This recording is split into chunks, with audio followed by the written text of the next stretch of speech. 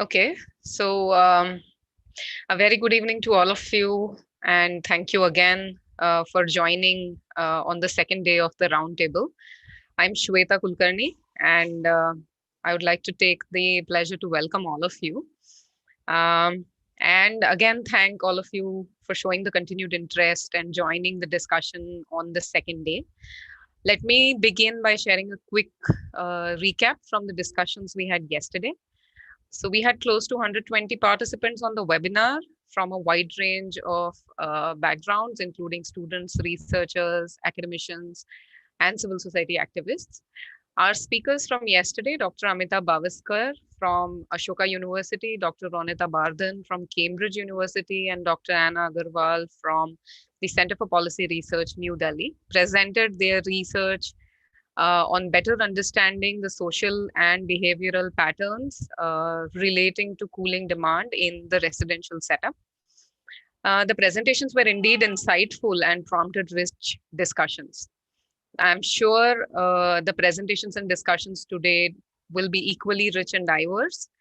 And I will now move on to very briefly introduce today's theme and the agenda for the next hour or so. In today's webinar, we will have the opportunity to listen to three interesting perspectives on effectiveness of the different policies and programs that are aimed at managing the rise in the cooling demand. From our speakers, Mr. Karan Mangotra, Aditya Sunekar, and Mahesh Patankar, I will introduce each of these speakers and their topics before their presentations. I would like to share a few notes for all of us is that each presentation will continue for about 15 minutes, following which we will have a 10-minute question and answer session directed to the speaker for that session. We will also have up to half an hour for question and answers post all of the three presentations. I would like to request all of you to ask your questions during the presentation or at the end by typing them out in the question and answer window located on the bottom panels of your screen. Please do not use the chat window for asking questions. And if there are any slide numbers for which you have specific questions, kindly point them to in the question and answer box. Also, during the final discussion session after the presentations, we will collate questions of similar nature and take them up together. With this, let's begin for the presentations today. I would like to warmly welcome Karan Mangotra, our first presenter speaker for today. Karan is the Associate Director for Growth, Diversification and Commercialization at the Energy Resources Institute in Delhi. He's a multidisciplinary researcher and has expertise in the areas of climate finance, market mechanisms, and he's been instrumental in the development of the India Cooling Action Plan. Today, Karan will present an overview of current implementation framework of the India Cooling Action Plan, the role of MOEFCC and different committees, along with the ideas to enhance collaboration across CSOs, industries, academia, to effectively implement the India Cooling Action Plan. Thank you, Karan, for joining us. And with this, let me hand over the controls to you. Thank you.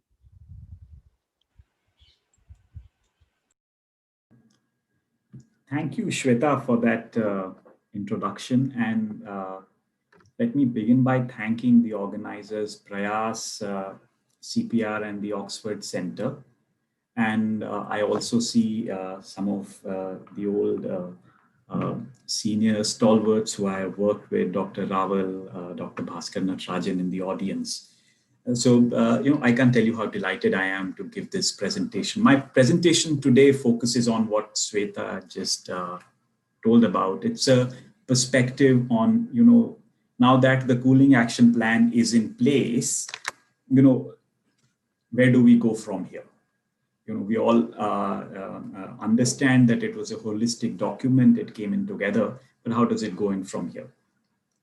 Let me start by saying that, cooling is I see it as a puzzle.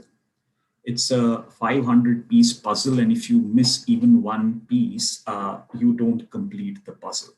And that's how intertwined it is. It is not you can see it from a refrigerant perspective, but it is not a refrigerant only perspective. You can see it from space cooling or residential consumption. But it's not only that. You can see it only from cold storages, or you could see it from mobile air conditioning. You could see it from, industrial refrigeration. You could see it from air conditioning. You could see it from better building design or non-refrigerant based. So it's a very complex, intertwined thing. Now, these kind of subjects, when they come together at a policy level, they start to become even more complex because of the rules under which the ministries are formed. What part of cooling can we look at? What part of cooling has to be looked upon at different places. So, keeping this in mind, the cooling action plan was made not to take up new targets or new things, but it was to bring all things that were happening on cooling under one umbrella. And that's when the Ministry of Environment, Forest and Climate Change released the cooling action plan early last year. 5 key things. You're all very well aware of it. So, I will not go into greater detail into all of this. I'll focus more on how we move forward from here. But there were specific things around reduction cooling demand across sectors by 20 to 25% by 2037-38, reduction of refrigerant demand by the same year, reduction of cooling energy requirements by 25 to 40% by 2037-28, and specific goal of training 100,000 servicing technicians by 2022-23 under the Skill India mission. So these were, the key pillars under which the ICAP was developed. Why was it developed? I started with this as a puzzle story, but the drivers of implementation were that it needed a synchronization in the policy. Cold storages are dealt with somewhere else. Montreal Protocol and refrigerants are dealt with at somewhere else. Mobile air conditioning is dealt with somewhere else. Building codes are formed somewhere else and implemented at a subnational level. Cooling is either everybody's baby or it's no one's. So you needed a synchronization thing. It is a technology thing, and technology comes with newer and more efficient technology, but it also comes with addressing incremental costs. It was how do we bring newer technologies. So cooling also doesn't only mean air conditioning. You have to also look at innovative ways to cool and look at also enhancing efficiency on non-refrigerant based cooling devices. So how do we assimilate those technologies? And to bring it all together under an umbrella document of the cooling action plan so that we have some time-bound action that we can undertake. So how do we work according to these set milestones? And these were the drivers which assisted in forming. So again, it was to bring everybody together rather than a new target that we were taking upon, India was taking upon itself. I'll directly jump into implementation framework, and this is a complex slide, but this is how most of the implementation frameworks look at. It is anchored at the MOEFCC with an empowered steering committee chaired by the secretary. There is a steering committee for the implementation of the ICAP, which goes down to the ozone cell, which then coordinates across various themes with various bodies into, that I have mentioned. These are a few, there are some more that are here. Now it's a complex thing. So that means you would need working groups of thematic areas where people will come together. And what you would need in those working groups is underpinning analysis that can feed to those working groups to take an evidence-based educated action. But this is how the implementation framework for this is proposed. And moving on to the next slide. These are the 5 things I will take you through. The first thing is around implementation committees. Now, if you see the bottom of the slide, that is where 6 implementation committees or working groups, they have been formed. They're called thematic groups, and committees have been formed under that. There is one on space cooling, cold chain, the servicing sector, R&D, manufacture production, and transport air conditioning. It should also complement subnational action because building codes and better designed buildings is a key aspect in the cooling story as well. What we have, what I have been informed is that on space cooling and one other, I think, cold chain. There has been one meeting each to take things forward. But after that, this COVID pandemic has hit us, so no meetings have gone forward. But these working groups then become essentially very, very important to push through the most researched and the most efficient and the most cost effective solution or a policy action in the cooling story. So this is number one. Number two is around the cooling action plan. As you may all know, is divided into three parts. There are actions that you have to take in the short term. There are then medium term actions and the long term actions. Short term actions are the ones where entire focus is to dovetail minor tweaks or additions into existing regulatory or policy action. Because short term is a 3 to 5 year window, it's very difficult to start something new and achieve it in that frame. Medium term is a mix and match of both. And then long term is where you can start to look at new things to put in place, which will yield results in a longer time. So I have mentioned some of the existing ones here where, MOEF is already the nodal ministry for the Montreal Protocol and the Kigali Amendment. So how do we dovetail, let's say, energy efficiency and refrigerant transitions together? BEE is already looking at standards labeling and ECBC. The Pradhan Mantri Awas Yojana of the MOHUA is looking at, could look at sustainable building design and providing thermal comfort in the affordable housing. The National Cold Chain Development Board could look at investing in better cold storage infrastructure from the action of doubling farmer income, reducing post-harvest wastage, which have both a livelihood impact and an emissions impact. And then you have bodies under Commerce and Industry and Ministry of Skill Development, which could look at local manufacturing capacities and other livelihood opportunities. So let's say one of the departments that I have mentioned here is the Electronic Sector Skill Council of India, which is the one that has been entrusted with the responsibility to carry on the training part for the servicing technicians. So there are multiple things that have to come together, to look at the short term action. That is the second point where, synergies become extremely important. The third part is what you discussed in detail yesterday. And, my next set of slides also talks about some of these key things and what Terry is doing on such things. I think a good step in the ICAP is the intent to understand perceptions around cooling and perceptions of various stakeholders before any policy action or a business model or a study or something like that is undertaken, so that we understand that whatever is the end result of our action, we have a demand for that solution or action. So understanding perceptions is extremely important. And now there is a buy-in and of the people involved in the cooling action plan story, to understand perception as the first step. Terry had very recently concluded its perception study, where we did a baseline study with 1,512 consumers, 25 policymakers, both at national and subnational level, 9 manufacturers, and these are all both refrigerant manufacturers as well as air conditioner manufacturers, and 113 servicing personnel.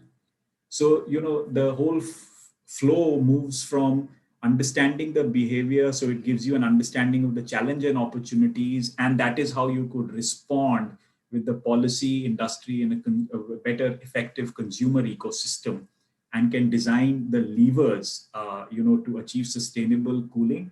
And then those levers, are smart. So, they're simple, measurable, and we all know those jargon. So, and I think I was really, really glad to know I couldn't attend it myself, but to know that, the first day yesterday focused on understanding perception. So yes, this is embedded, and this is the first step towards that.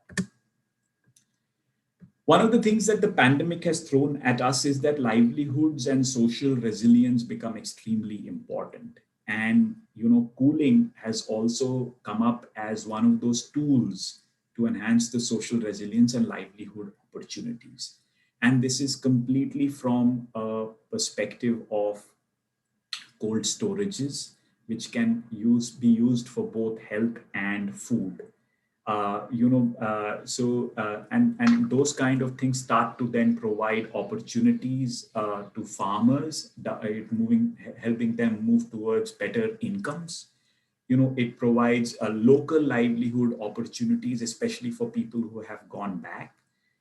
It provides us with a resilient infrastructure to start to store vaccines as and when they are available. We don't know the nature of the vaccine, whether it's a once in a lifetime shot, whether it's a booster shot every year, we don't know. So those kind of things. It also started, these social distancing norms also started to push the government into the direction of providing everybody with a pakka house. Now, providing everybody with a pakka house embedded with how do you provide them in the most thermally comfortable way, is again moving towards the social resilience and the livelihood opportunities one.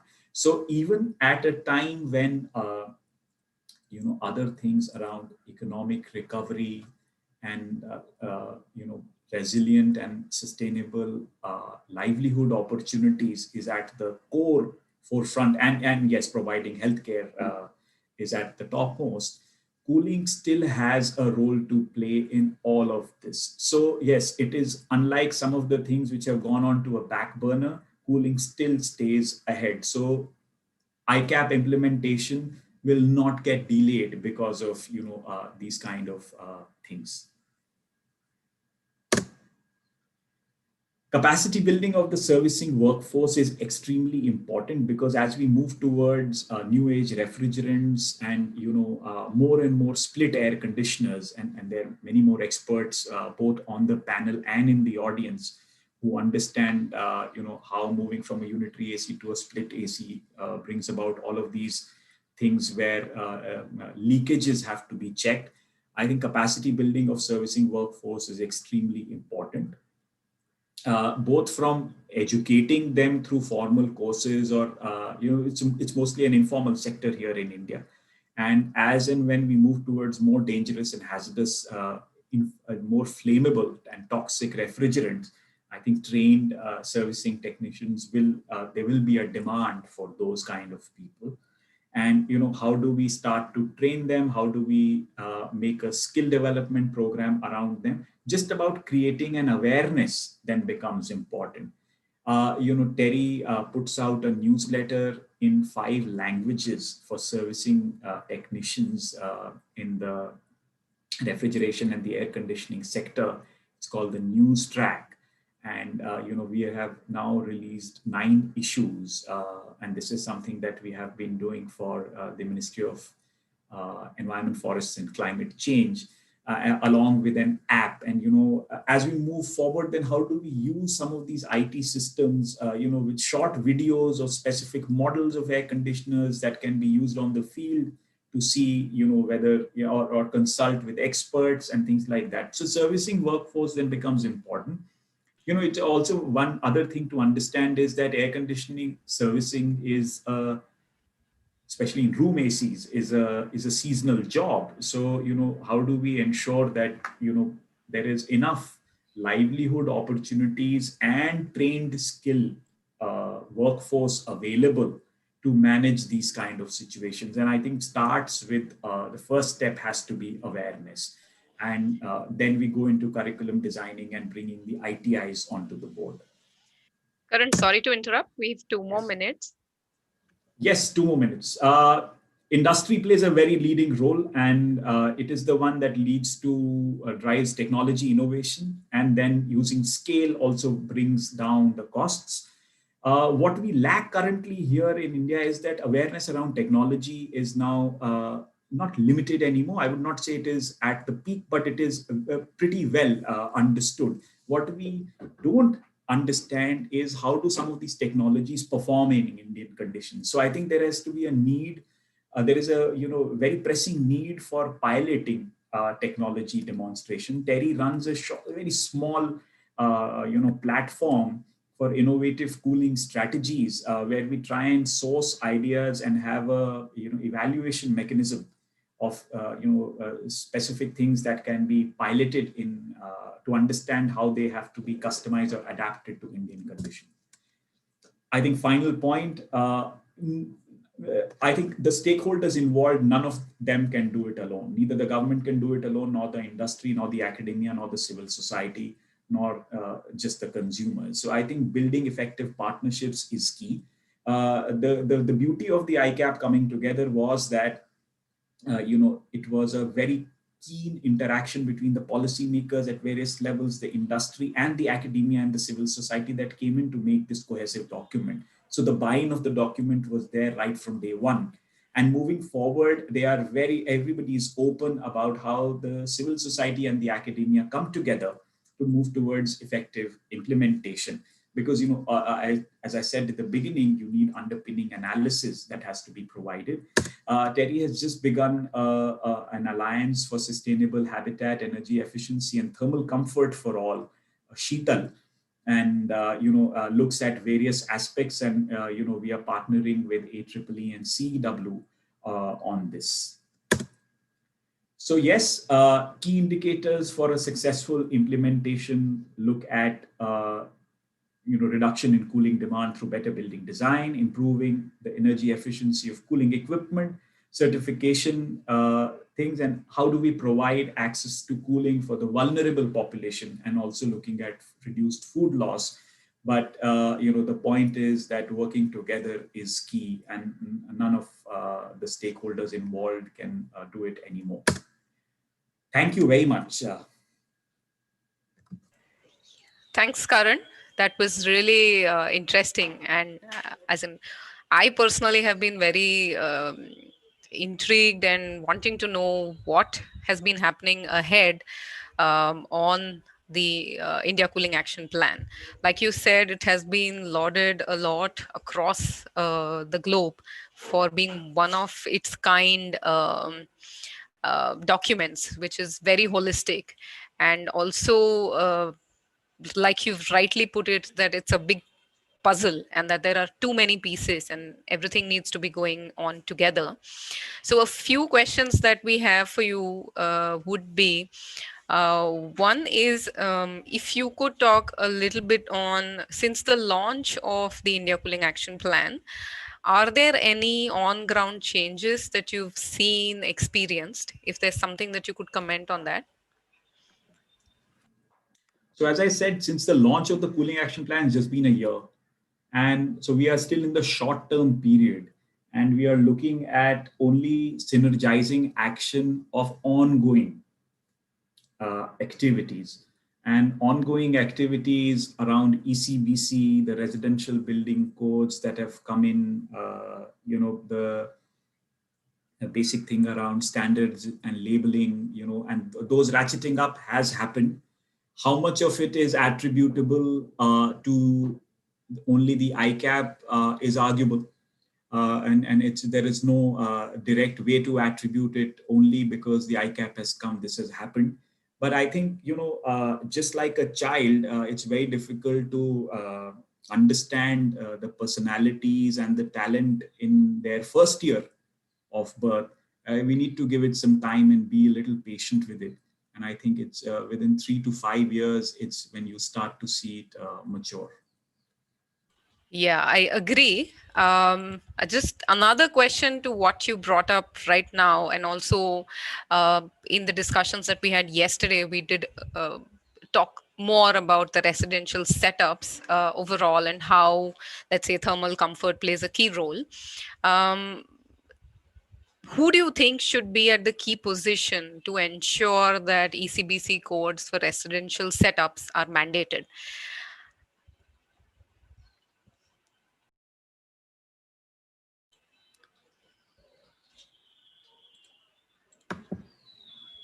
Such a tricky question. I couldn't find the unmute button.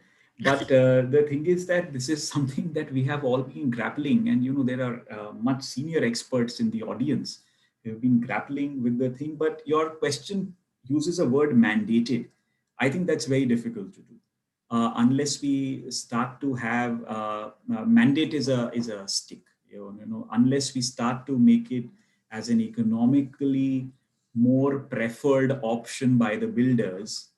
And if you can do that successfully, then you don't need a mandate. It will become the more preferred option. Like the LED, there was no mandate to use the LED. It just became the more preferred option. So I think that the solution lies there. But there are many other, nuances when the building codes are discussed, and so those kind of things. So I think mandated is still a long way to go. Commercial ECBC for commercial buildings has existed for now I think 13 odd years. It's still not mandated. So it will take some time before the residential building codes move towards that. Thanks. So one question that we have for you is that do you expect that the COVID crisis and let's say post-lockdown, the kind of changes that we've been seeing in the demand will have any sort of long-term impacts? Um, any comments on that? So during the lockdown, we saw that the at least the skies in Delhi were very blue. The air pollution went down. All those kind of things came in. But how do we sustain that for a long time? Is part of it is behavior. Part of it is the right policy. Part of it is how do we build in the start to value the natural ecosystem kind of the story that comes in. Because if we don't do that, a rebound can be worse than what we went into, before the lockdown hit us. People may come back with a vengeance, including us. So I don't have a very specific answer to this. I would much rather say that we should ensure, and we are all in it together. How do we ensure that some of these habits stay with us and we don't go back to some of our old ones, or don't go back to them with a deeper vengeance. But yes, the COVID crisis has at least shown to us that yes, it can be done. Yeah. One other question that we'd have is on what you mentioned about the perception study. So that is a really interesting aspect in trying to understand how people perceive, let's say, cooling and the alternatives that you provide to it. Was there any analysis or outcome from that study where affordability was looked at? Yes, that was our primary question. See, one of the key problems with new technologies that come in, either they come in through the regulations of the Montreal Protocol or it's just more efficient, is that they come in with a price hump. Now, if you will give it enough time for adoption, the prices will gradually go down. But if you want to accelerate the price reduction and the adoption, it will create a price hump. Now that kind of a price hump, scale can play a role, but it can't do it for all. So the entire price hump cannot be addressing the entire price hump cannot be achieved only through scale. There is still a small part left that you need low cost financing for. And that is where I think multilateral developmental banks play a role. I also see a question from Prantik where he is asked whether carbon markets play a role. Yes, they do. If carbon markets do exist in the future, assuming that, yes, they do. Why not? So they do that. Those are all instruments that help you cross that price hump. Now, as soon as you cross that price hump, and if the more efficient option is priced at the same cost as the most sold option today, the consumer is aware to buy the more efficient option. It's just that cost plays a more important role in today's day and age. Great, great. I think uh, this point about, let's say, affordability and price and efficiency leads us very well into the next presentation for the day by my colleague Aditya. Thank you once again, Karan, for staying with us for a little longer, since as in we took this opportunity to extend your session a bit longer because you may not be there with us post the presentation for the discussions. Thank you once again. With that, I would like to invite my colleague Aditya. He's a fellow with the Prayas Energy Group, and his work focuses on improving energy efficiency, particularly in the India's residential sector. His analysis and advocacy over the techno-economic policy and behavioral issues that hinder market-wide adoption of energy-efficient appliances lies at the core. Aditya will today present a review and analysis of the regulatory and policy incentives, interventions in India aimed at improving appliance efficiency and recommendations for the way forward. So, with that, over to you, Aditya. Thanks, Shweta. So with that, um, what I'll do is, from this broader view, let me go back to just one second. Shweta, can you see my screen? Is that Yes. Would you want to put it into the presentation mode? okay? And my video, right? Yes, both. Yes. Okay. Great.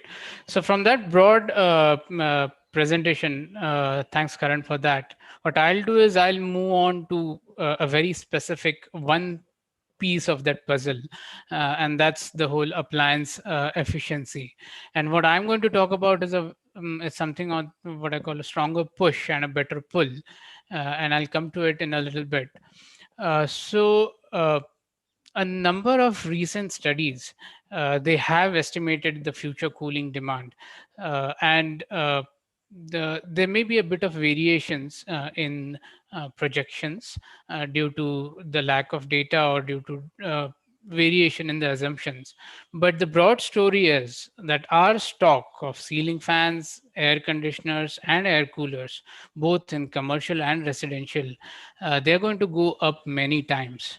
And due to that, the electricity consumption is going to increase by 1.5 to 3 times in 2030 as compared to 2016. But with efficient appliances, a saving of about 12 to 30%, depending on which study you refer to, uh, is possible. So, if you keep the variations aside, there still is a strong case, and it has already been made for intervention to manage this rising cooling demand. There's also enough policy discourse on the issue. And Karan has already talked about the India Cooling Action Plan. There are two lesser known plans with a wider scope, but the cooling appliances are definitely part of it, and they are Roshni and Unnati. Now, all these plans, they say the right things and they have the list of correct recommendations. But now what is missing is the implementation details, and to varying extent, as an ICAP has quite a few, Roshni and Unnati a little less. And there are also learnings and areas of improvements in the existing programs which are missing. So what I'll do is I'll talk a little bit more on that, and that's what the push and pull policies are. So the push policies, they push the efficient appliances into the market through regulations, through the minimum energy performance standards, and pull forces, they create a market demand for efficient appliances through labels, incentives, awareness, etc. So now I'll talk a little bit briefly, a little bit on what has been the experience so far. Uh, and let's start with the standards and labelings program, because it's B's flagship program launched in 2006. For the cooling appliances, it's voluntary for ceiling fans, it's mandatory for air conditioners, and there is no standards and labeling program for air coolers. The way these standards are set, they are done through technical committees for each appliance, and it happens mostly through negotiations between manufacturers and the BE.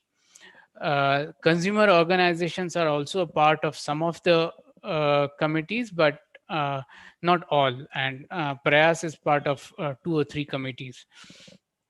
So, what are the kind of resource? So, what are the kind of resources that B spends on the SNL program? So, B has one office in Delhi, and they have two directors and about 8 to 9 project engineers who look over the entire standards and labeling program. Uh, and they have been spending about 12 to 15 crores, 15 crores, for about last few years or so, even though the number of appliances under the program has increased. And this is the information that we could gather from the annual reports. Uh, and B is the standards and labeling scheme. It is funded through something called as Energy Conservation Fund, which was established through the Energy Conservation Act. That has increased from 286 crores to 520 crores. SNL is one component of that fund. There are other components also that contribute to this fund. Uh, so there's no ideal amount that we should spend um, on standards and labeling program, but somehow 15 crores seems less. And just to put that in context, about the only, if you consider these three um, appliances, air conditioners, air coolers, and ceiling fans, the total market size is about 30,000 crores. So uh, definitely B has done quite a good on some fronts. B has done quite good given the limited resources they are spending, but there are definite areas of improvement which B can undertake so that they can achieve all those goals that have been stated under plans like ICAP and Roshni and Unnati. So I'll talk on three key plans. And the first is to improve the governance, and good governance of a program is crucial to increase its credibility. So uh, B has a streamlined process wherein manufacturers can apply and obtain labels. They have a separate website for that. They have a separate system wherein B can do, wherein manufacturers can submit all the documents that are required. And all this process, there are manuals, there are FAQs. So that part is very good. But what is lacking is a decision making manual, uh, or let's say a rule making manual for BE.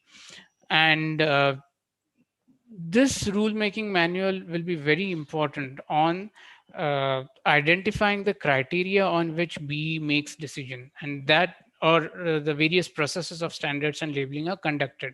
And that can vary from identifying a new appliance for standards and labeling, or taking a decision on how to revise those standards, or whether if you're deciding to delay it, then what are the reasons for the delay, and these kind of things. Even the technical committees, what is the composition of technical committees, and what is the schedule of the meetings that needs to be done.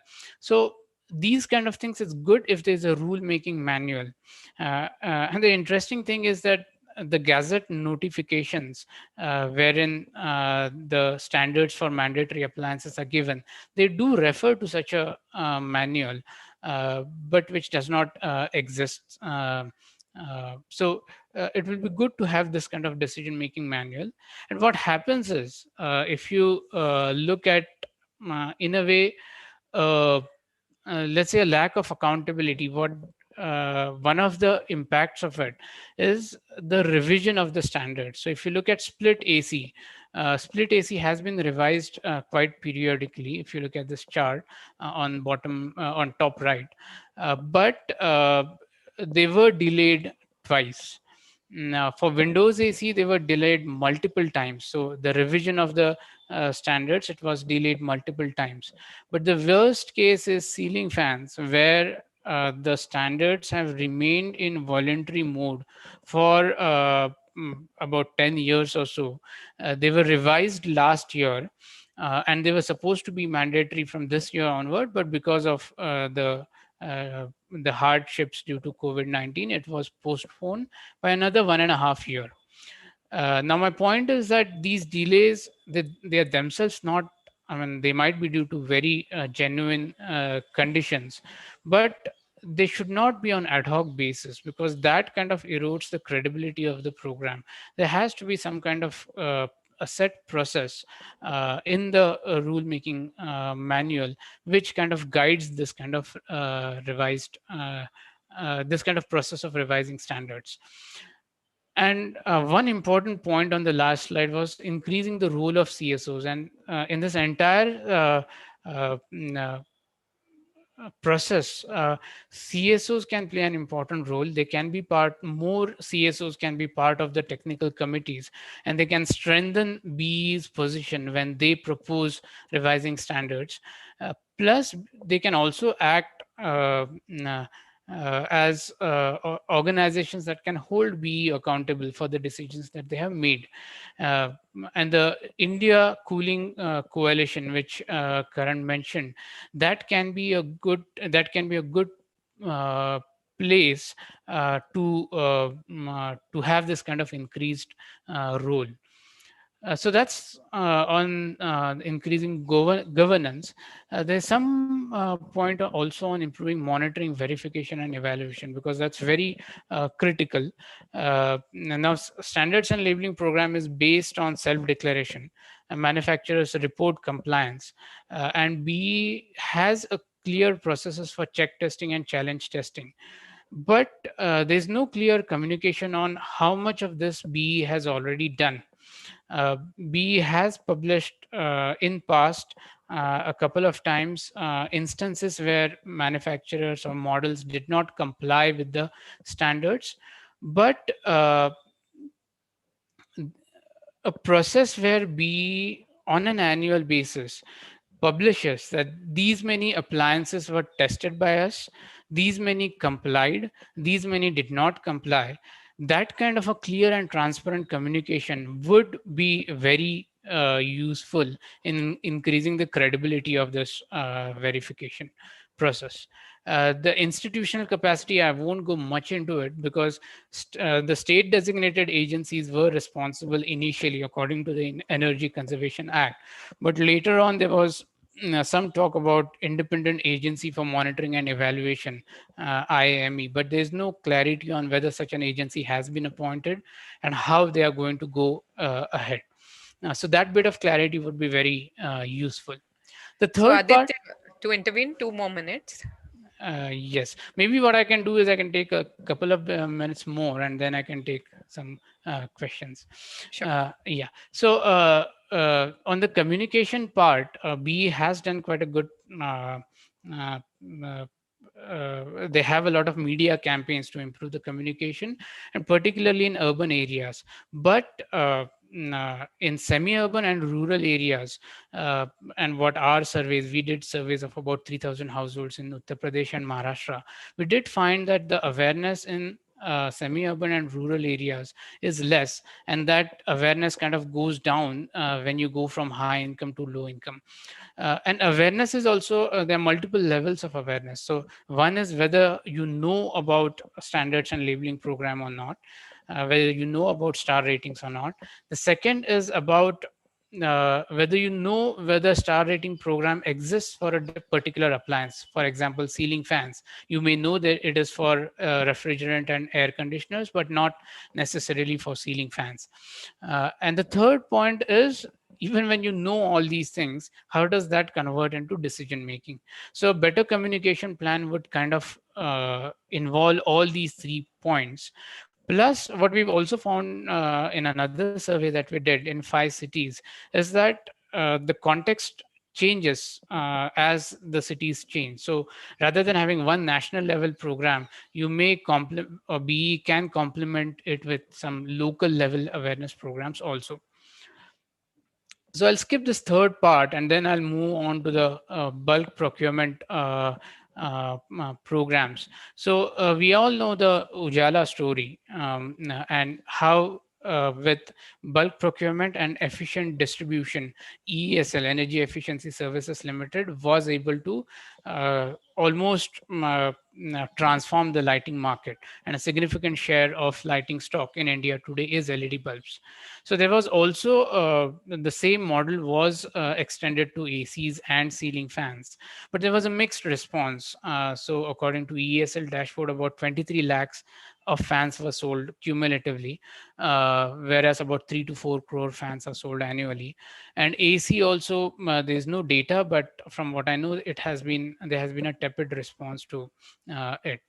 So then what can be done? One thing is to defreeze the super efficient equipment program. So we had designed and launched the super efficient equipment program, which involved giving incentives to manufacturers to develop and sell super efficient appliances, to begin with ceiling fans.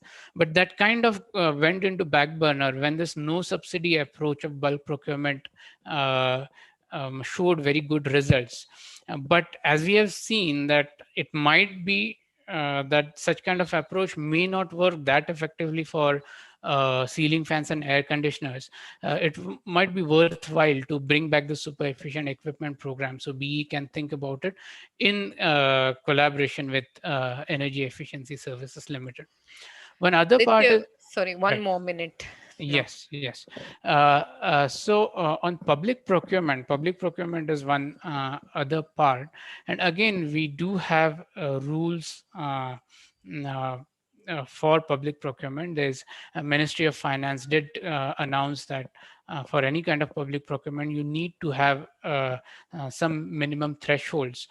But what we did find was that on the government e-marketplace, you could find appliances, ceiling fans, and air conditioners, which were less than the minimum threshold.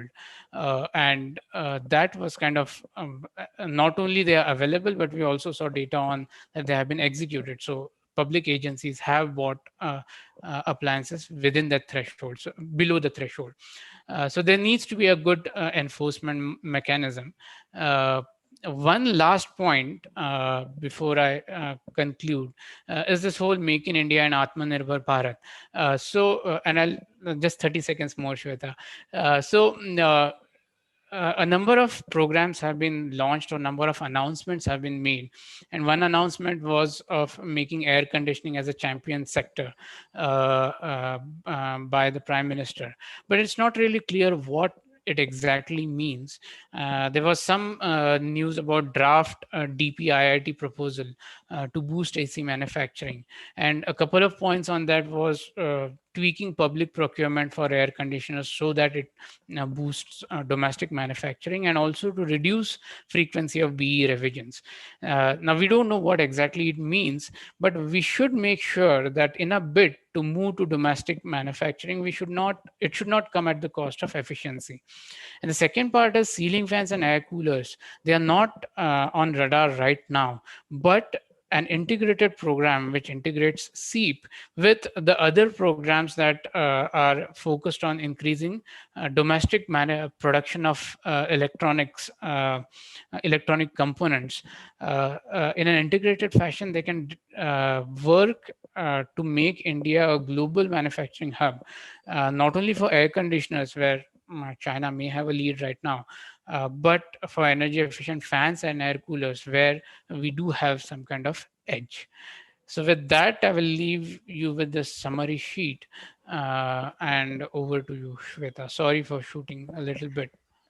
That's okay. So thank you. I think this was a very different perspective. We haven't heard about and seen in quite some time. We have a few questions for you. I'd like to start with one from an attendee who asks if CSOs have played any role in pushing ceiling fans from voluntary to mandatory. Any memorandums for this change? Have there been RTI applications filed to get this information? Okay. So, well, we have been part of the technical committee for ceiling fans, and in every meeting, we have made submissions about uh, trying to make it mandatory for ceiling fans as well as revisions. So, I think we can take some, and not only Prayas, but also there have been other organizations. So, yes, but like I said, in absence of uh, uh, a set criteria on how the comments on or how the decisions of a technical committee will be made, it becomes difficult to impact. And that's the point about including more civil society organization and having a more formal process wherein these views can be made, and holding BE accountable comes into picture. And about RTIs, I'm not aware, and but one can file them with BE, I guess. One other point is the minutes of meeting of all these technical committees, they are available on BE's website, so that's a good thing. So if someone has time and inclination, they can look at it. I think one connecting question that we'd have to this is, since you talked about the whole monitoring and evaluation aspect, could you speak a bit more, and probably with the role of CSOs, crucial in this whole process? Okay, so there are two parts of it. One is what BE does on its own, and second is what civil society organizations can themselves do some kind of sample testing and publish annual reports of compliance. There's one organization, I think Consumer Voice, which does this for some appliances. More organizations can come forward. We also need to do a little bit we also need to look a little bit on testing infrastructure and what are the costs of such testing. So maybe we can kind of provide some can partially fund some CSOs to do these kind of testing. So that is where CSOs can increase their role in monitoring and verification. Thanks. One more question we'd have for you is, a number of these appliances get sold online or through online portals. And how do labels play a role in such processes or cases, let's say? So one thing is particularly ACs and refrigerators. They have been sold. They are sold online, and although the share is very less, it is increasing. And as of now, B does not have any kind of requirements for any of these e-retailers on what should be displaced and in what manner. And therefore, what happens is for air conditioners and refrigerators, different websites, they do put star ratings uh, on their search page or even on their front page.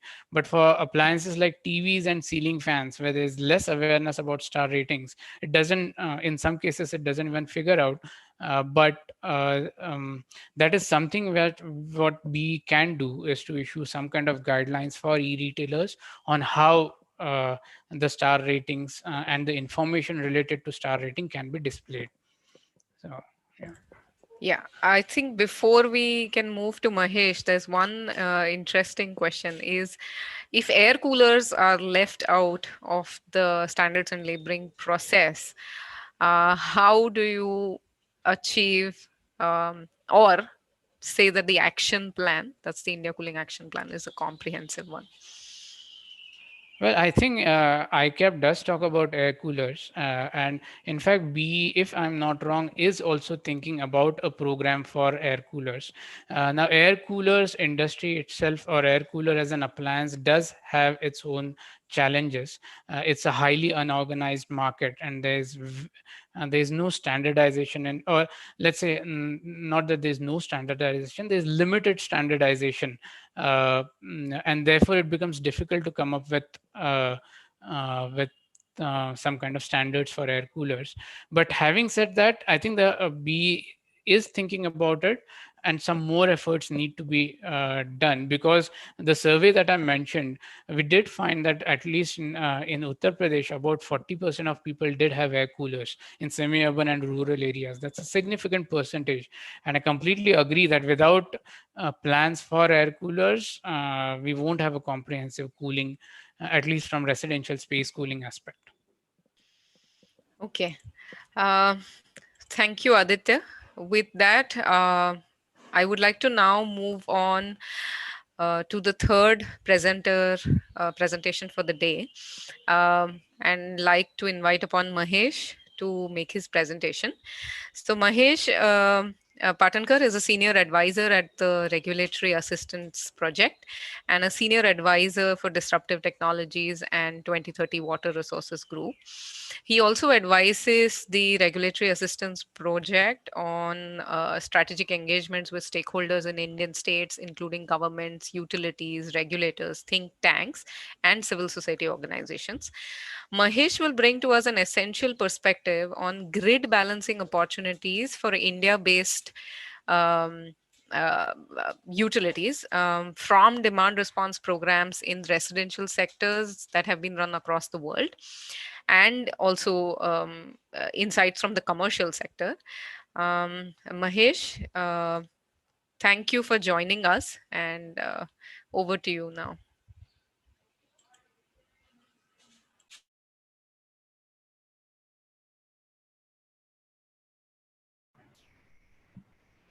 Right. Thanks a lot, Shweta. Can you please confirm if you see the screen here? Yes, yes, Great. yeah, and we I'm also also, putting it in the yeah. intro mode. Yeah. All right. Thanks a lot. So, firstly, thank you, Prayas Energy Group, Oxford Center, and Center for Policy Research for having invited RAP and me to make this presentation. Very interesting discussions yesterday. I participated partially, and past over an hour has been very interesting discussion on ICAP as well as policy push, market pull. So these were the words which we always use in public policy, but I think Aditya did a great job in bringing some good meaning out of that. I was asked to talk a little bit about residential demand side response initiatives. And what I'm going to do is I'm going to reiterate the need for demand response, demand side management. How do we really value? What is the kind of value do we see for any kind of demand response initiatives, and also through the energy efficiency opportunities? Then I will talk a little bit about some of the residential demand response programs that have come across in the recent past. There are many of those globally, but I'm just going to talk about one or two of those. Similarly, there are commercial and industrial demand response initiatives globally as well as in India. I'm going to give you an example from India in which I was directly involved in Maharashtra. And then I will close with some grid balancing opportunities for the residential sector as we see it at RAP as well as a part of a larger cohort that we have, which comprises of several academic institutions, private sector, as well as civil society. So let me start with how do we really value demand response and what are the real motivations? So just wanted to sort of show you a very interesting graphics, which one of our colleagues at RAP, Jim Lazar, and his advisors came up with. This is essentially the layer cake approach for end use efficiency. So when we look at the energy efficiency, there are multiple ways in which one could slice and dice the value that it provides to different stakeholders. So clearly, there are specific values to the utility system in terms of the power supply, transmission and distribution capacity, losses, risks associated with using the resources or not using the resources, as well as the credit that's available to the discom by collecting energy charges, which means if they promote energy efficiency, there is some level of revenue loss. So that's something that we see from the utility system perspective. Then there are several benefits that are available to the participants and which are reducing the factor cost of production in the industrial and commercial sector. In case of residential sector, reducing the electricity bill. So the electricity bill as a part of my net disposable income, if that get reduced, I'm going to benefit. That also has some important health impacts. And this is extremely important as far as the that we have in India, wherein we are looking at importance of thermal comfort. So thermal comfort is essentially the guiding factor for anything that we can imagine in the energy efficiency and the appliances. If it's productivity related to a commercial and industrial segment, that is also very important. You don't want the workers or the office goers to be sweating and their productivity goes down. So energy efficiency offers those kinds of benefits as well. And very importantly, there are societal benefits. So the air quality impacts of energy efficiency. How do we really reduce the coal consumption? How do we reduce the fossil consumption? What is the level of solid waste management that all of this can lead to? The health impacts, health benefits, and the economic development that all of the energy efficiency measures can bring to the table become very important. So the point that I want to make here is that when we look at energy efficiency and demand response initiatives, one can't really structure all these arguments only based on one of the layers. It's a layer cake, and what's important is for us to literally take the spoon right to the bottom and harness everything that we can through the utility system benefits, participant benefits, and societal benefits. And if you look at the standard ways in which benefit costs of utility or discom supported or government supported energy efficiency programs are evaluated, you typically look at the utility tests, participant tests, and the societal tests. But all of these tests are not really numbers. There are immense opportunities even through some of the things that I have not included here, including employment opportunities in the energy efficient appliances, demand response initiatives, and so on. So that is sort of very important for any policymaker to experience and understand. So these are some live examples from one of the utilities wherein as you start with the energy efficiency and the energy benefits and the capacity benefits, and this comes from Vermont Energy Efficiency Initiative. It is carried out through Efficiency Vermont, which is a special purpose vehicle of sorts promoted by the state government of Vermont to implement energy efficiency initiatives. And as you can see, there are benefits in energy, the capacity availability, transmission and distribution capacity that would be made available, line loss reductions, and several externalities. So a simple appliance and the demand response initiative, if you implement, the benefits can actually go multifold. So if you just looked at the energy benefits, we are looking at something like $330 here. And then the overall benefits that have been captured in this particular efficiency Vermont program are six that of the energy alone. So any kind of energy efficiency or demand response initiatives needs to look at from that perspective. Uh, the topic is also related to the demand response initiatives, and there are certain building blocks. A few of us have already been exposed to smart grids infrastructure that exists in India, of budget that was made available by the Ministry of Power in the past. There have been specific efforts made by the discoms themselves, public as well as private sector discoms, in implementing some kind of ICT or information and communication technology applications in the power grids. So demand response essentially for a very thriving and very large scale demand response initiative obviously needs to have technology as a backbone. And that's what we see here from a very nice paper that was presented at one of the IEEE wherein you have a utility control center. Imagine that as a load dispatch center, which receives a lot of information related to the energy market. What is the cost of power procurement? What is my average recovery from the consumers? And all of that then leads to giving triggers to the market through some communication channels. And these triggers could be given to the industrial plants, commercial buildings, residential sector directly, or in the US, they also have used very effectively some kinds of aggregators. So these aggregators are the ones who get this trigger, and these aggregators modulate the end use consumption based on the system requirement. And the system requirement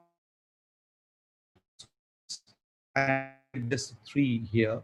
One is incentives based. So if an end use plays along with the grid itself, and if it offers certain relief to the grid management, there could be specific dollars that are shared between the system, which is the utility system, the aggregators, and the consumers. So there is a clear incentive, which is a dollar-based incentive.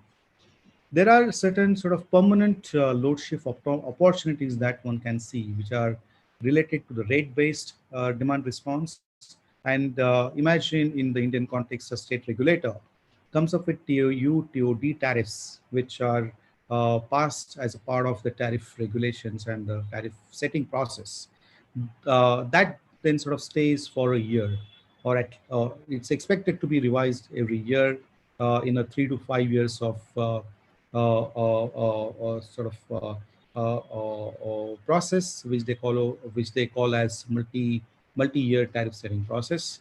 So that's basically something which would stay with the utilities for a year, that would stay with the consumers for a year. But there are also other aspects, and these other aspects are related to the critical peak pricing, which does not really exist in India, wherein if there is a kind of a sharp jump in the consumption pattern itself, the utilities would have all the consumers exposed to the critical peak pricing, or the consumers who actually are participating in the CPP process. And in the recent past in India as well, we have seen the launch of real-time market.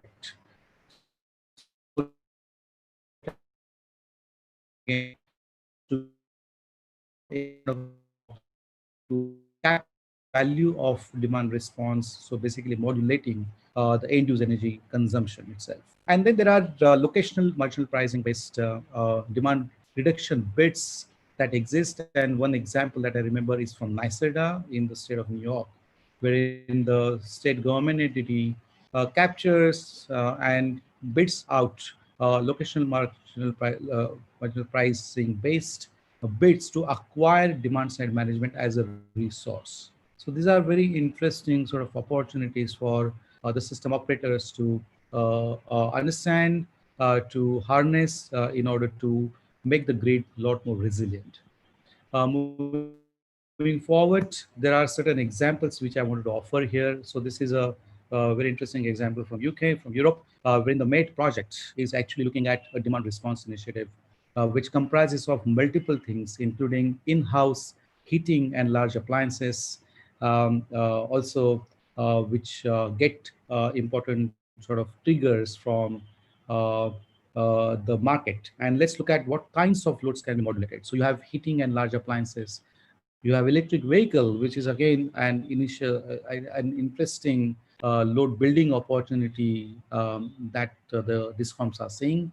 And quite a few residences and small businesses, etc., also have photovoltaic and the storage systems. So all of that load, including PV storage, electric vehicle, heating appliances, and so on, is available to play along with the market side of things or the system operator side of things. And there are several triggers that can actually come from the external data, such as weather or energy market signals, wherein the real-time market or pricing can go up and down, based on which a utility can give a trigger. And these are sort of absolutely interesting opportunities to harness all of this end use loads that can modulate based on the system requirement. And the important point that I'm trying to also bring here is that of decarbonization. So it's not only about creating the pricing signal, but it's also about maximizing the use of the renewable energy sources that may be available through solar photovoltaic storage systems, wind, geothermal, in some cases even in hydrogen-based electricity, the green hydrogen, not the gray hydrogen part of it. So the demand response initiatives can actually bring in the end use side of the equation as an intrinsic part of managing the grid itself, and that actually offers a very interesting opportunity. This is a study done by Mahesh, as before per, you move ahead, 2 more minutes. thank you. Yeah, so we have this very interesting study that was done by Oracle O Power, and Alliance for Energy Efficient Economy, wherein what was sort of shown is behavioral demand side management programs or behavioral demand response initiatives, which do not really cost a lot, have significant impact, which is basically comparing your own consumption with that of your neighbor, be it residential sector or be it industrial or commercial sector. Then obviously top of that is the rate-based load shape building or demand side management using price signals that we have been talking about here. And lastly, you also have encouraging uptake of devices that enable a more customer-centric grid. This is again an example from Michigan, wherein you see an opt-in or opt-out initiative from the DISCOM, and here in this case, the DISCOM is called as Consumers Energy, which is doing a very interesting EV pilot, wherein depending on the months, that is June to September and October to May, there is a different type of residential tariff that consumers can get exposed to and can benefit from. So the swing that we see here, which is 8.5 cents off peak, going up to 12.3 cents on peak, is compared to the 12 months. This is the this opportunity moderate and time their charging and so on based on requirement of the grid itself. In India, the TOD, TOU tariffs do exist, but frankly, I feel we are not even scratched the surface. The swing between the off-peak and the on-peak TOD structure is not very promising. It's sort of suboptimal. So I think one needs to do something about it. Let me quickly talk about an experiment that happened in Mumbai by Tata Power, which was approved by the regulator. And this is a typical load shape that you see for a commercial building. When you see start the load building around like 7 o'clock in the morning, and there is like an afternoon peak and almost flat because this is a hotel and the commercial sector.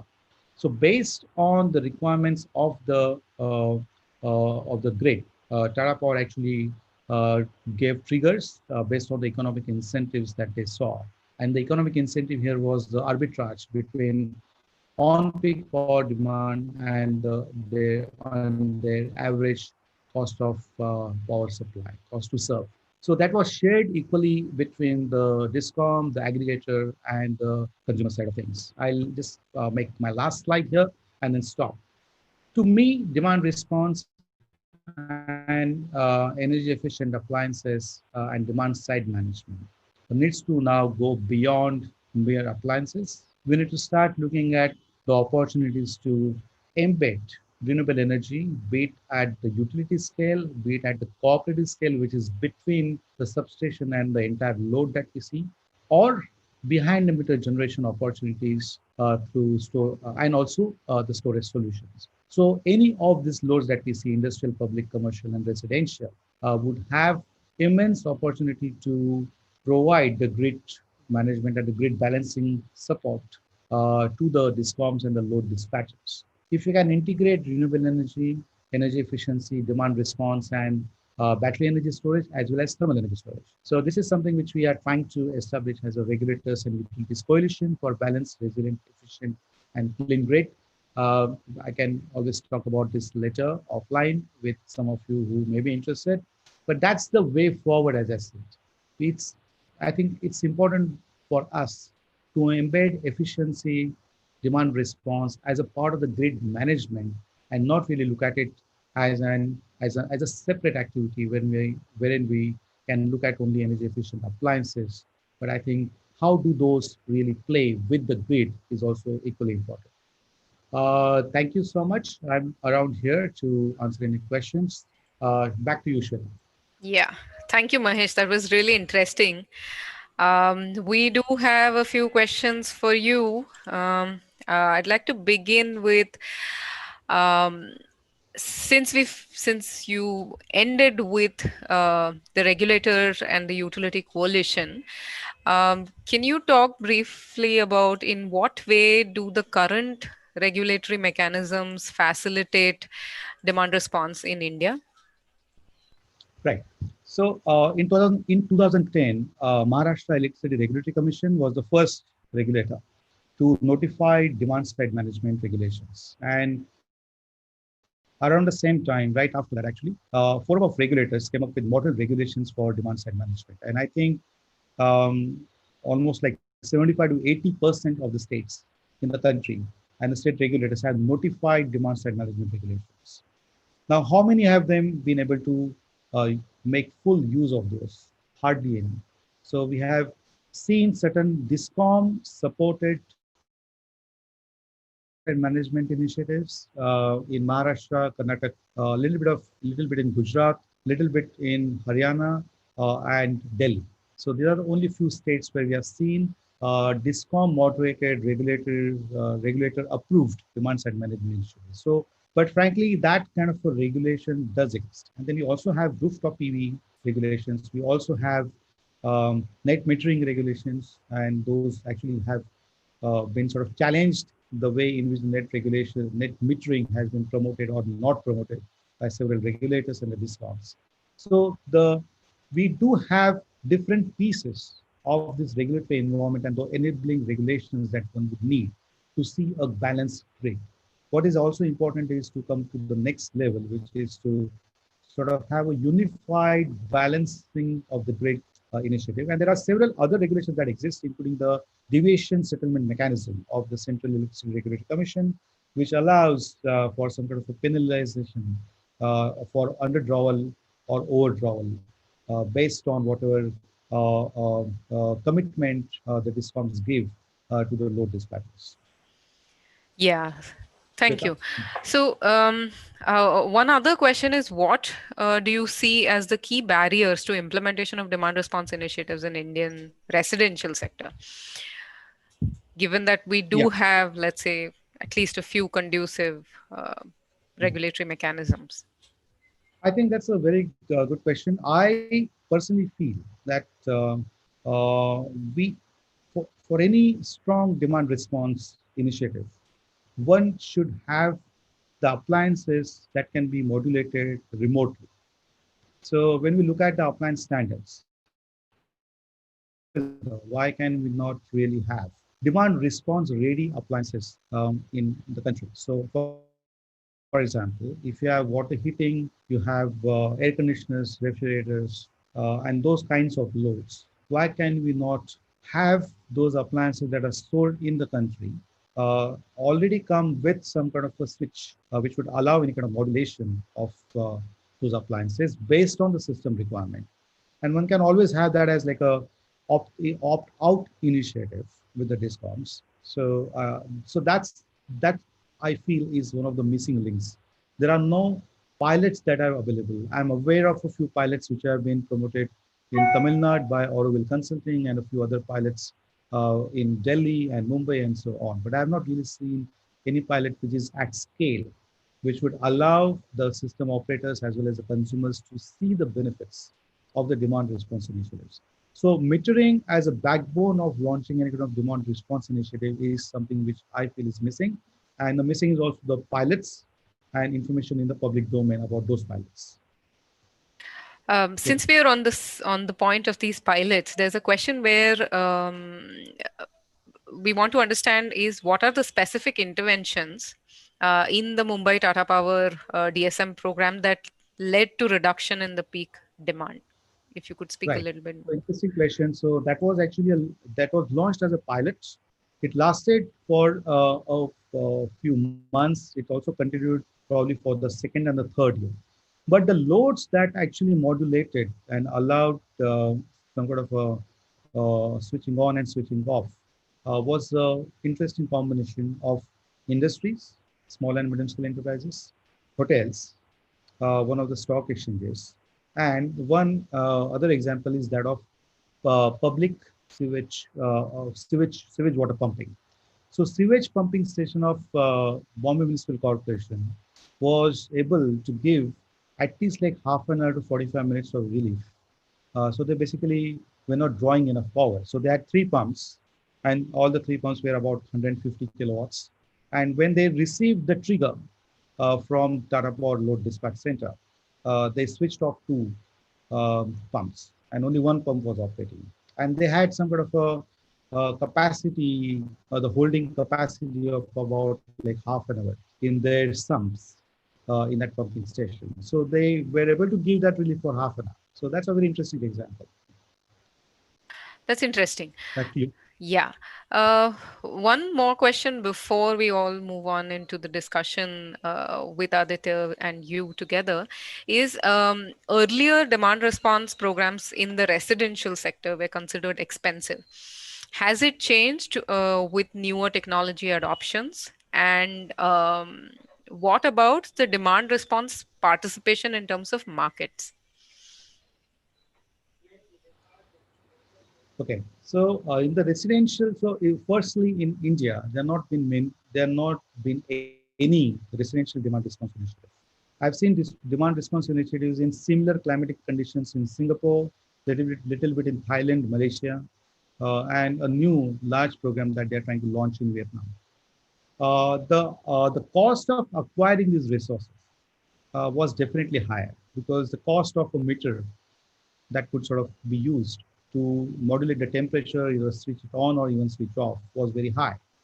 But technology improvements have definitely reduced the cost of this added equipment or added sort of added equipment on that appliance, which is a switch. So the cost has reduced substantially. So overall, the cost of demand response and demand acquisition in the residential sector has definitely reduced a lot. There are also research papers from NUS because they promoted certain incubating companies to demonstrate the benefits of demand response in the residential sector. Your other question, sorry, I've lost the second question that you asked, Shweta. Yeah. So the question was, what about demand response participation in markets? Yeah. So demand response participation in markets is a little bit, we are a little bit ahead of the curve in India. So in India, currently we have uh, mostly port procurement agreements and the bilateral contracts, which then leads to the self-scheduling. But in the recent past, we have seen real-time market launched, and also POSOCO launched something called SCED, which is System Constrained Economic Dispatch for the large power plants.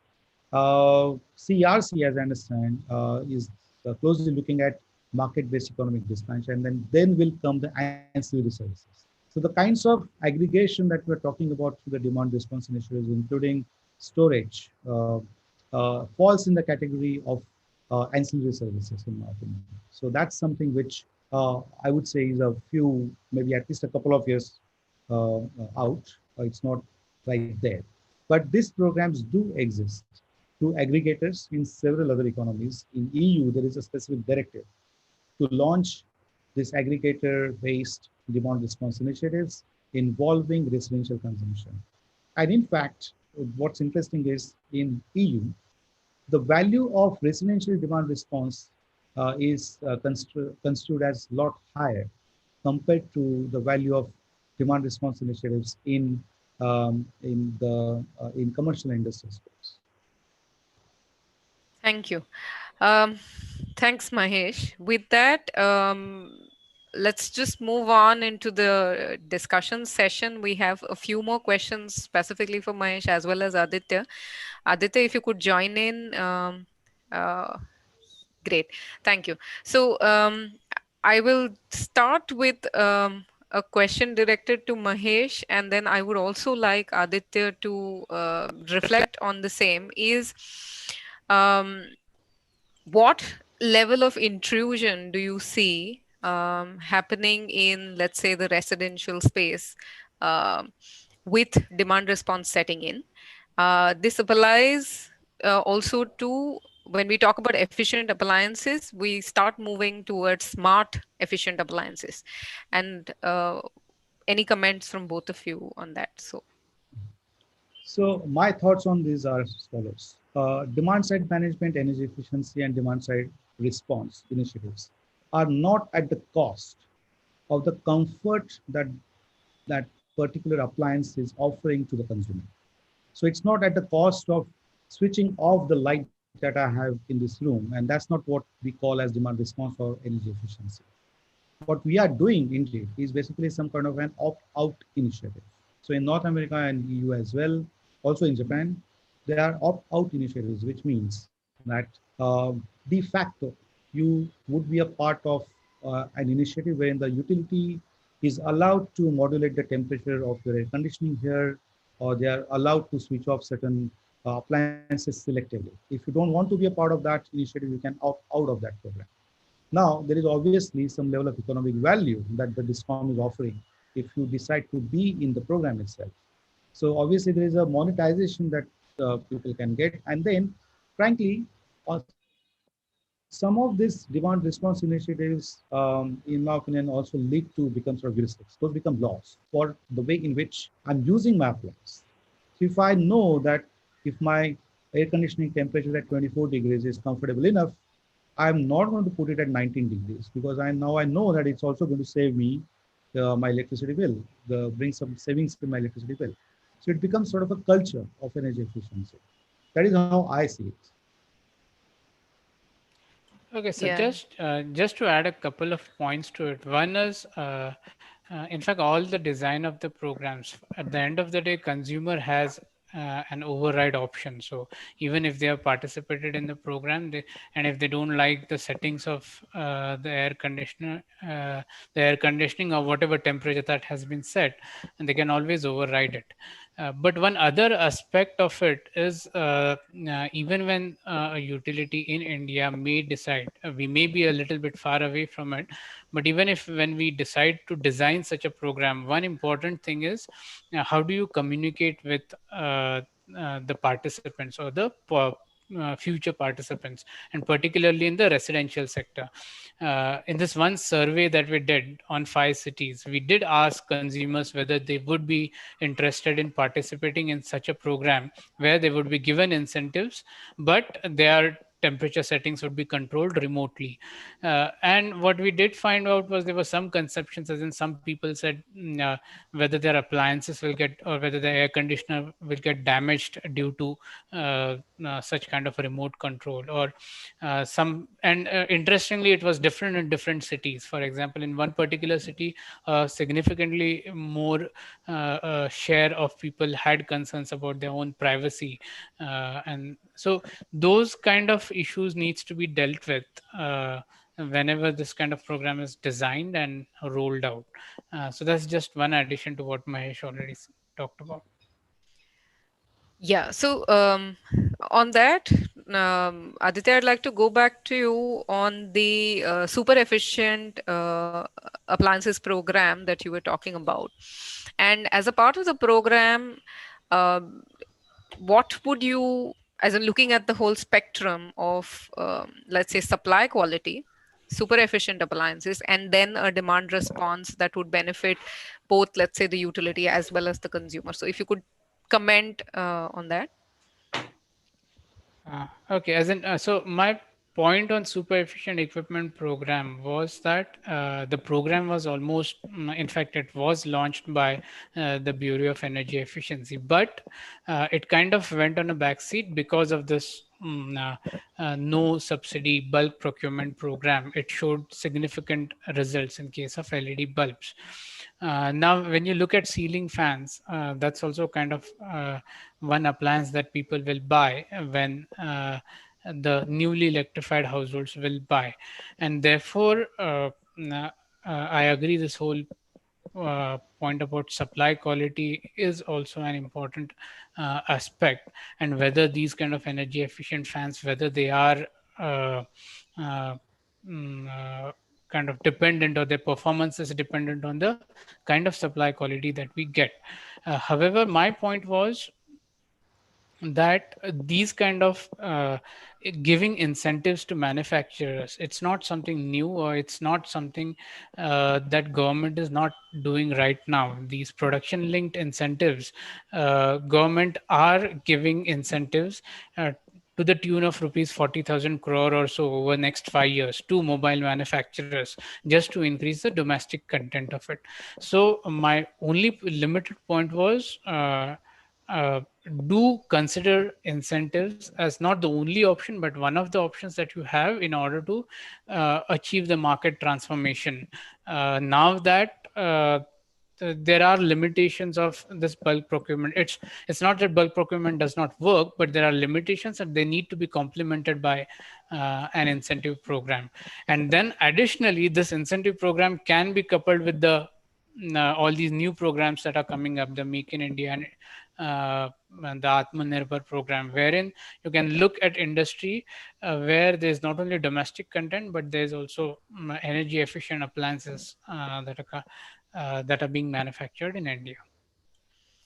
Thanks, Aditya. Um, uh, Taking forward this idea or bundle of appliances that can come together as a part of the super efficient appliances program, I'd like to go to Mahesh once again and ask him that from the study or the research from all the different demand response programs, or let's say even demand side management programs that have been running in different parts of the globe, uh, what are those appliances you see are critical for an effective demand response program in the domestic sector in India? Given that we already have a very low penetration of key appliances. Right. So I think when we look at the households in India, we really need to differentiate between the rural households and peri-urban and urban households. So the penetration of appliances, like aspirational acquisition of appliances, the ladder, I was told that is basically if you get money, you would first purchase a refrigerator. After the refrigerator would probably come a television set. Then would come air conditioner, sorry, air cooler. And then would come air conditioner in one room, then would come the air conditioner in the other. So if you really look at what is constituting the appliance mix and the end-use energy consumption in a typical urban household in India, the appliances that matter the most, in my opinion, are water heaters, air conditioners, and refrigerators. So even in cities like Delhi, Mumbai, we have seen afternoon peaks coming specifically during the summer months in Delhi because of the air conditioning system. Similar to that, um, in the cities like Bangalore and so on, after solar eclipse, the use of water heaters, because people take hot water baths based on their beliefs, the water heating consumption shot up. So if you really look at what is contributing to the load from the households, I think the latter, in my opinion, is water heaters, instant or storage, uh, refrigerators, air conditioners, and television sets. Television sets, the consumption is actually reducing, though the size is increasing. But air conditioners is definitely contributing to that. Interesting. Going back to Aditya on the pointer from your presentation that air coolers are somehow being missed as, let's say, playing a critical role in the whole energy consumption, uh, gamut of appliances. Do you want to comment? Uh, No, so like I mentioned, and in fact, what Neha from class also clarified in the panel, that it has been missing till now, and it's because of a number of issues that are there in the air coolers market. But like I said, B is working on it, and there would be a standards and labeling program that may come into uh, m- uh, may come into force in future. But the point being that standards and labeling program, and definitely it will come in a voluntary stage, that itself is a first step towards air cooler. Many more things that need to be done in parallel, and it can be including a seep like program, or including air coolers in a seep like program. So that uh, and any a few other things that can be done, linking it to the Make in India or Atmanirbhar. But one other point which Amita talked about yesterday, and it was very interesting on you to me, is because this increasing humidity in Delhi, and how would air cooler impact, or how would the use of air cooler be impacted due to that. That is some other an interesting or a new thing that had not occurred to me. But the point being on air coolers, not that nothing is being done. B is working on it, but more things need to be looked into. Yeah. So with that, one question again, starting with you, Aditya, and then I would like to go to Mahesh, is uh, what do you see as the best mechanism, or top down or a bottom up, um, let's say, mechanism in order to move towards better efficiency? Okay. So, well, I assume when you say top down, it's a mandated one, and from Yes. bottom up, creating more awareness. I think it's not either or. It's you need both, and that's an easy answer, I guess.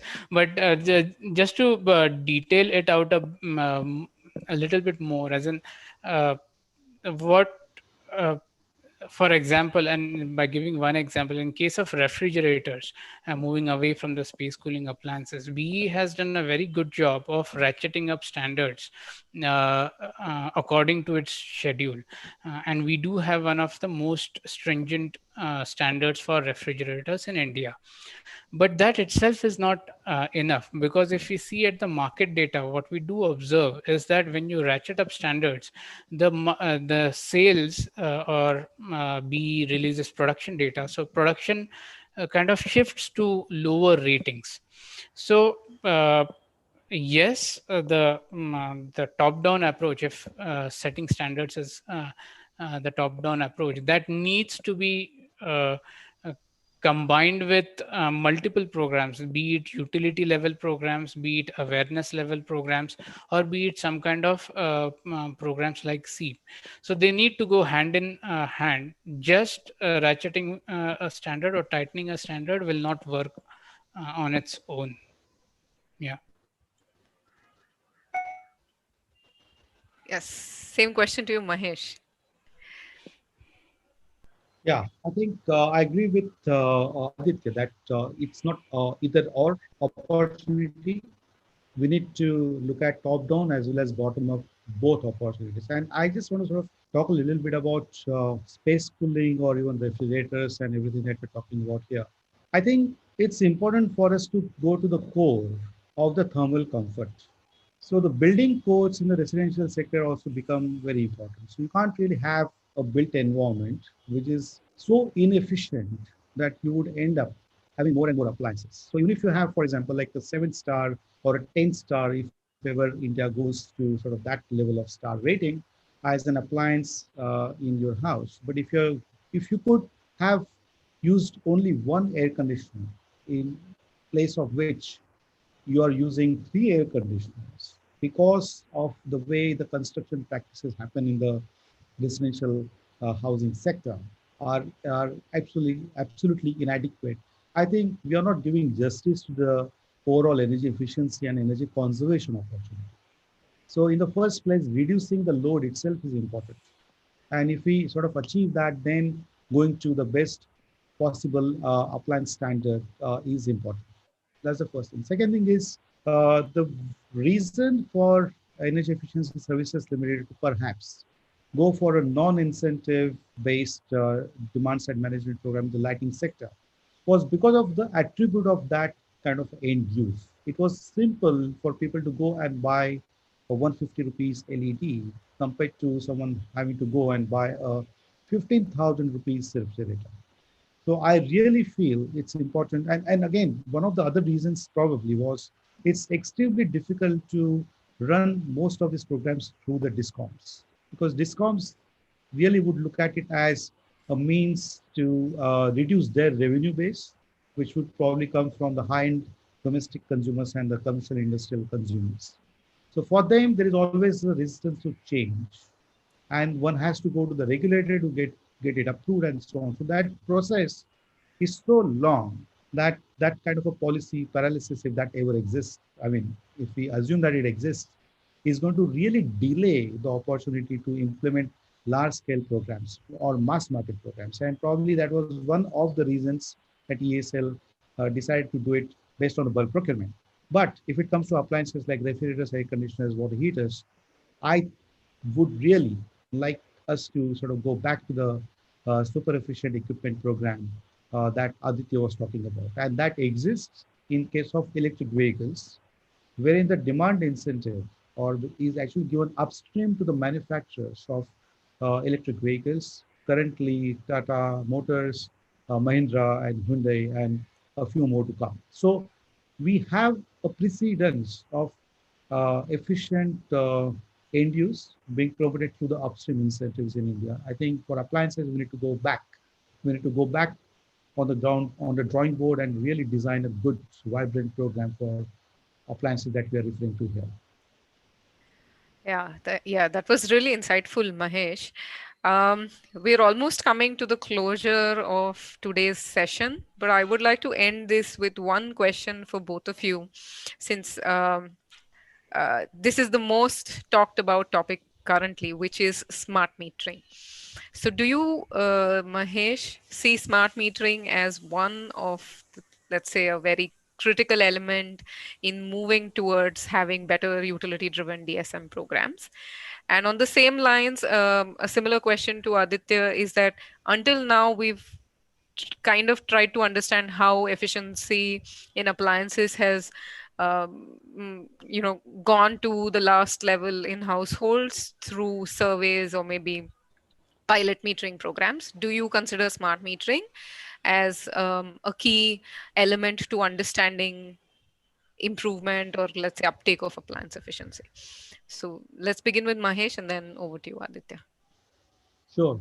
So I think smart metering initiative and the smart meters efficacy of that, if it's useful or not, there has been a lot of discussion amongst the academia and the civil society.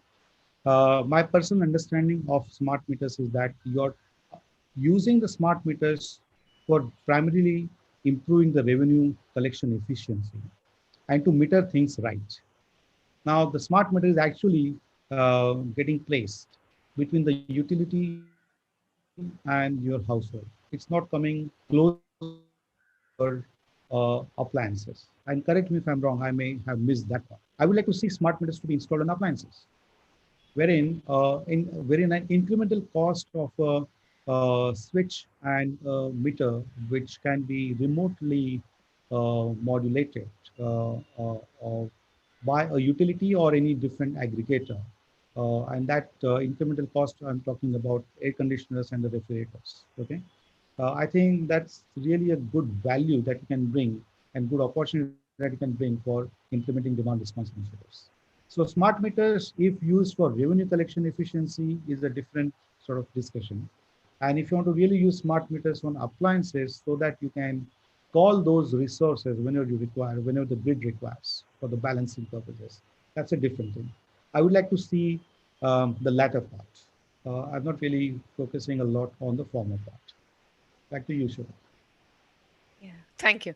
Aditya?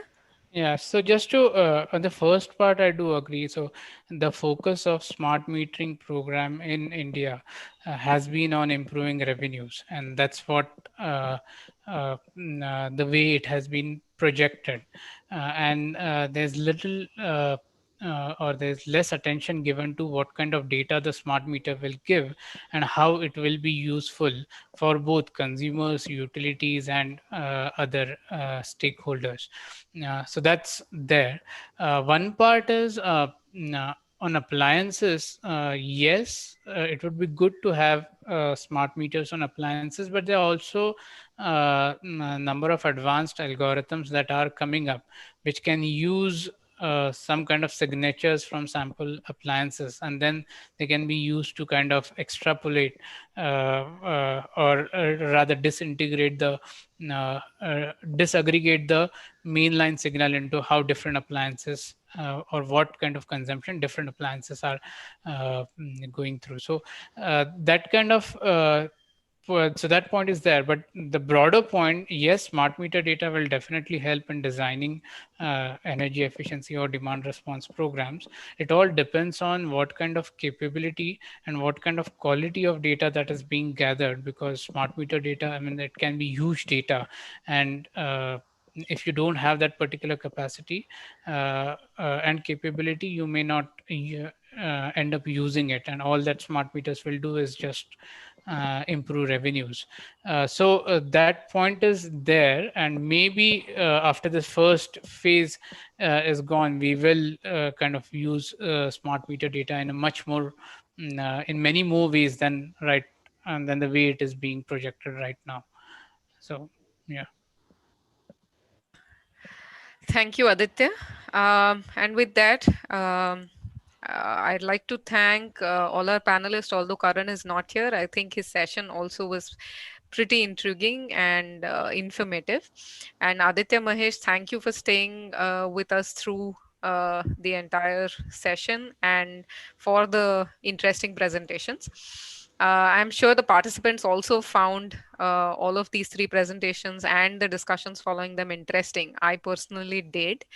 Um, just as a short note is that the recordings from both the day's sessions will be made available to all the attendees via email. So kindly feel free to share them, and also please feel free to write to any of our panelists if you have specific questions to them, and I may have missed them out as a part of the session.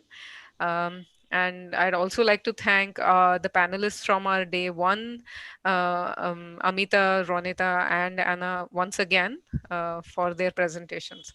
And thank you, everybody, for an interesting roundtable again. Thank you, Shweta. Yeah, thank you. Right. Thank you a lot.